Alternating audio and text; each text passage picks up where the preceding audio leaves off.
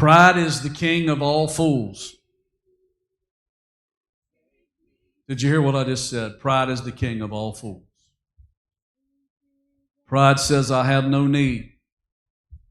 Pride says, there's nothing wrong that needs to be fixed. I'm perfect in every way.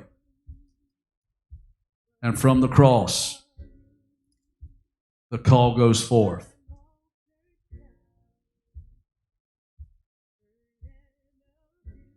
You have any doubt of what I'm saying? Let me just sum it up as I close. Jesus is surrounded by two individuals as he's giving his life for you and I.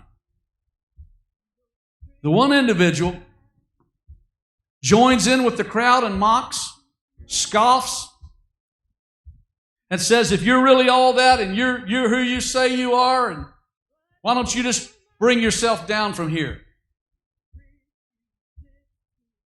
I don't even read where Jesus even acknowledges what he says or even responds to any of his statements.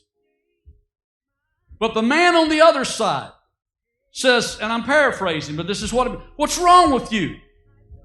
We're dying due to our own just deserts. We are true convicted criminals.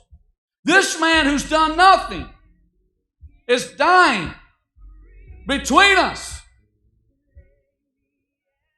And he says, Lord, I want to distinguish myself from that one and let you know I'm not in agreement with anything he said.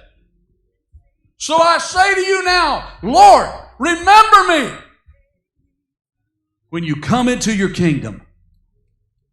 And Jesus says, verily, verily, truly, without a doubt, I say to you, this day shall you be with me in paradise. The one with pride went to hell. The one with humility went straight to heaven as the first convert this side of the cross.